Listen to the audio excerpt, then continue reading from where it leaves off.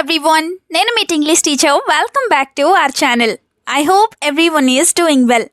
ఈ రోజు కూడా మీకోసం ఎంతగానో ఉపయోగపడే మరొక వీడియో. మనం మన డైలీ కాన్వర్సేషన్స్లో చాలా రకాల వర్డ్స్ అండ్ షార్ట్ సెంటెన్సెస్ని యూస్ చేస్తూనే ఉంటాం కదా.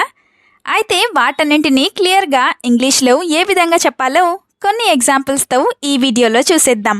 సో మీరైతే వీడియోని ఎక్కడా స్కిప్ చేయకుండా చివరి వరకు చూడడానికి ట్రై చేయండి. ఈ వీడియో గనక మీకు యూస్ఫుల్గా అనిపిస్తే, అలాగే ఈ వీడియో మీకు నచ్చినట్లయితే మర్చిపోకుండా ఒక లైక్ చేయండి. ఎందుకంటే మీరు చేసే ఈ చిన్న లైక్ ద్వారా ఈ వీడియో మరికొంతమందికి రికమెండ్ అవుతుంది. So please like this video and also subscribe to English teacher for more such videos. ఇప్పుడైతే ప్రీవియస్ వీడియోలో నేను మిమ్మల్ని అడిగిన 2 క్వశ్చన్స్ ఉన్నాయి కదా, వాటి యొక్క ఆన్సర్స్ని చూసేద్దాం. ఫస్ట్ వన్ ఈజ్, ఈ పిక్చర్లో కనిపిస్తున్నది బెల్లం. అయితే బెల్లంని మనం ఇంగ్లీష్లో జాగరీ అని చెప్తాం. Now the second question is, ఎక్కడికి వెళ్ళావో నాకు చెప్తావా? ఈ సెంటెన్స్ని ఇంగ్లీష్లో can you tell me where you went ఈ విధంగా అడుగుతాం. ఇప్పుడైతే మీకోసం ఈ వీడియోలో 2 క్వశ్చన్స్ ఉంటాయి కదా. వాటిలో ఫస్ట్ వన్ ఈజ్ కుళ్ళు లేదా అసూయ. ఈ పదాన్ని మీరు తరచూ వింటూనే ఉంటారు కదా. అయితే దీన్ని ఇంగ్లీష్లో ఏ విధంగా చెప్తాం? What do we call this in English? Let me know in the comments. Now the second question for you which is, నువ్వు పెళ్ళి ఎప్పుడు చేసుకుంటున్నావు? ఈ సెంటెన్స్ని మీరు ఇంగ్లీష్లో ఎలా అడుగుతారో తప్పకుండా కామెంట్ సెక్షన్లో కామెంట్ చేసి నాకు చెప్పండి. అలాగే మీకేమైనా డౌట్స్ ఉన్నట్లయితే మర్చిపోకుండా కామెంట్ చేయండి. ఇప్పుడైతే లేట్ చేయకుండా మన వీడియో స్టార్ట్ చేద్దాం. Let's get started. First one is, ఎప్పుడైనా చూసావా? ఇది మనం చాలా తరచుగానే యూస్ చేస్తూ ఉంటాం కదా. సో దీన్ని ఇంగ్లీష్లో హ్యావ్ యూ ఎవర్ సీన్ ఈ విధంగా అడుగుతాం. హ్యావ్ యూ సీన్ అంటే నువ్వు చూసావా అని. For example, have you ever wanted to go there అంటే నీకు ఎప్పుడైనా అక్కడికి వెళ్ళాలని అనిపించిందా, లేదా నువ్వు ఎప్పుడైనా అక్కడికి వెళ్ళాలని అనుకున్నావా అని. ఇంకొక example, have you ever seen snowfall? If you haven't seen it, come to our house this time. Have you ever seen snowfall? If you haven't seen it, come to our house this time. అంటే నువ్వు ఎప్పుడైనా స్నోఫాల్ని లేదా మంచు కురవడాన్ని చూసావా? నువ్వు చూడకపోయినట్లయితే ఈసారి నువ్వు మా ఇంటికి రా అని. ఇదే సెంటెన్స్ని have you ever seen snowfall? If not, come to our house this time. ఇలా కూడా చెప్పచ్చు. Now the second one is, చెప్పింది అది కాదు లేదా నేను చెప్పింది అది కాదు. ఇది కూడా చాలా ఫ్రీక్వెంట్గానే యూస్ చేస్తూ ఉంటారు కదా. సో దీన్ని ఇంగ్లీష్లో that's not what I said or that is not what I said ఈ విధంగా చెప్తాం. For example, that's not what I told you misheard what I said and you are saying it wrong. Or that is not what I told you misheard what I said and you are saying it wrong. అంటే నేను నీకు చెప్పింది అది కాదు, నువ్వు నేను చెప్పిన దానిని తప్పుగా విన్నావు, అలాగే తప్పుగా చెప్తున్నావు అని. యూ మిస్హర్డ్ అంటే నువ్వు తప్పుగా విన్నావు అని. ఇంకొక example, why didn't you tell me this on the phone? or why didn't you tell me like this on the phone? అంటే నువ్వు నాకు ఫోన్లో ఇలా ఎందుకు చెప్పలేదు లేదా ఇది ఎందుకు చెప్పలేదు అని. Now the third one is, ఎక్కడ పెట్టావు?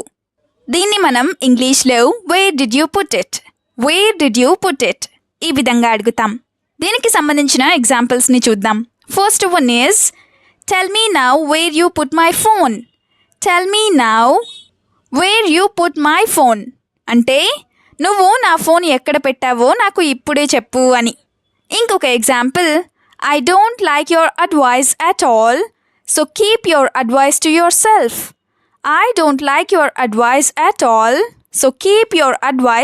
సెల్ఫ్ అంటే నాకు నువ్వు చెప్పిన సలహా అస్సలు నచ్చలేదు, కాబట్టి నీ సలహా నీ దగ్గరే ఉంచుకో అని. చాలామందికి పుట్ అలాగే కీప్ని ఎప్పుడు యూస్ చేయాలో చాలా కన్ఫ్యూజింగ్గా ఉంటుంది. అయితే ఫిజికల్ థింగ్స్ ఏమైనా ఉన్నప్పుడు మనం దానికి పుట్ అలాగే కీప్ రెండింటిని యూస్ చేస్తాం. For example, put it here అంటే దానిని ఇక్కడ పెట్టు అని. అలాగే కీప్ ఇట్ హియర్ అన్నా కూడా దానిని ఇక్కడ పెట్టు అనే మీనింగే వస్తుంది. అదే ఫిజికల్ థింగ్స్ కానివి, for example, keep your advice to your self అంటే నీ సలహా నీ దగ్గరే ఉంచుకో. ఇలాంటి వాటిని చెప్తూ ఉన్నప్పుడు మనం కీప్ని మాత్రమే యూస్ చేస్తాం. Now the fourth one is ఎవరికి ఇచ్చావు. ఇలా కూడా అడుగుతూనే ఉంటారు కదా. సో దీన్ని ఇంగ్లీష్లో who did you give it to, who did you give it to ఈ విధంగా అడుగుతాం. For example, tell the truth to whom you gave all the money. Tell the truth to whom you gave all the money అంటే నువ్వు డబ్బులన్నింటినీ ఎవరికి ఇచ్చావో నాకు నిజం చెప్పు అని. టు హూమ్ అంటే ఎవరికి అని. Another example, I can't remember who I gave my car keys to. I can't remember who I gave my car keys to అంటే నేను నా కార్ కీస్ని లేదా నా కార్ తాళాలని ఎవరికి ఇచ్చానో గుర్తు చేసుకోలేకపోతున్నాను అని. అదే ఐ కుడెంట్ రిమెంబర్ అంటే నేను గుర్తు చేసుకోలేకపోయాను లేదా నాకు గుర్తు రాలేదు అని. Now the fifth one is చెప్తే అర్థం కాదా.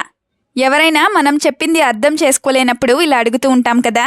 సో దీన్ని ఇంగ్లీష్లో don't you understand if I tell, don't you understand if I tell or if I tell you ఈ విధంగా చెప్తాం. డోంట్ యూ అండర్స్టాండ్ అంటే నీకు అర్థం కాలేదా అని. For example, you won't understand anything if I say it once, so listen carefully now. Or you won't understand anything if I say it once, so now listen carefully అంటే నేను నీకు ఒకసారి చెప్తే నీకు ఏది అర్థం కాదు కాబట్టి నువ్వు ఇప్పుడు జాగ్రత్తగా విను అని. ఇంకొక example, you say that you don't understand what ever I tell you, don't you really understand. You say that you don't understand whatever I tell you, don't you really understand అంటే నేను చెప్పిన ప్రతిదీ నీకు అర్థం కాలేదని నువ్వు అంటావు, నీకు నిజంగానే అర్థం కాదా అని. Now the sixth one is సైలెంట్గా ఉండు. ఎవరైనా ఎక్కువగా మాట్లాడుతూ ఉన్నప్పుడు ఇలా అంటూ ఉంటాం కదా. సో దీన్ని ఇంగ్లీష్లో be silent or stay silent ఈ విధంగా చెప్తాం. For example, it is better for you if you remain silent and do not interfere in everything. It is better for you if you remain silent and do not interfere in everything అంటే నువ్వు సైలెంట్గా ఉండి లేదా నువ్వు ప్రతి దానిలో తలదూర్చకుండా సైలెంట్గా ఉంటే అది నీకే మంచిది అని. Another example, I don't talk much to anyone and I stay silent. Or I don't talk much to anyone and I remain silent అంటే నేను ఎవరితోనూ ఎక్కువగా మాట్లాడను, సైలెంట్గా ఉంటాను అని. అదే do you sit silently without speaking or not అంటే నువ్వు ఏమీ మాట్లాడకుండా సైలెంట్గా ఇలానే కూర్చుంటావా లేదా అని.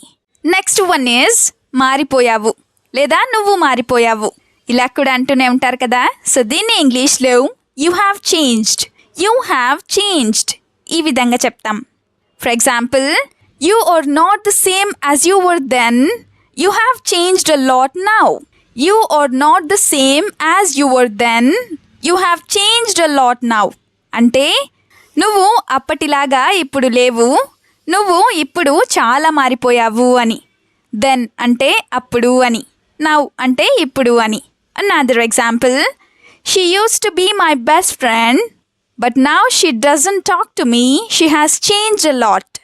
She used to be my best friend but now she doesn't talk to me, she has changed a lot అంటే ఒకప్పుడు ఆమె నాకు మంచి స్నేహితురాలు కానీ ఇప్పుడు ఆమె నాతో మాట్లాడటం లేదు, ఆమె చాలా మారిపోయింది అని.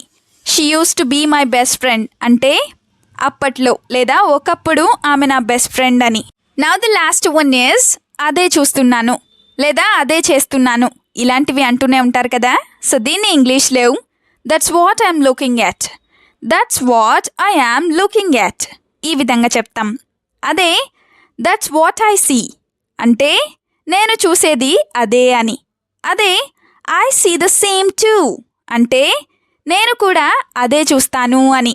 For example, I have been looking at what you said but I don't understand anything.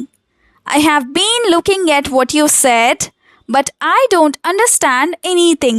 అంటే నేను నువ్వు చెప్పినదే చూస్తూ ఉన్నాను కానీ నాకు ఏమీ అర్థం కాలేదు అని. ఇంకొక example, what you see is not what I said. What you see is not what I said అంటే నువ్వు చూస్తున్నది నేను చెప్పింది కాదు అని. అదే what you do is not what I said అంటే నువ్వు చేస్తున్నది నేను చెప్పింది కాదు అని. వీడియోని ఎండ్ వరకు చూసినందుకు థ్యాంక్ యూ సో మచ్. వీడియోలో ఉన్న సెంటెన్సెస్ అన్నీ తరచూ ప్రాక్టీస్ చేస్తూ ఉన్నట్లయితే you will become a better and fluent English speaker. ఈ వీడియో మీకు ఏ విధంగా అనిపించిందో మీ ఫీడ్బ్యాక్ని మాత్రం తప్పనిసరిగా కామెంట్ సెక్షన్లో కామెంట్ చేసి చెప్పండి. We'll meet you again with a useful and interesting video. Until then, keep learning, keep practicing and keep supporting Tinglish Teacher. Have a good day. Bye bye.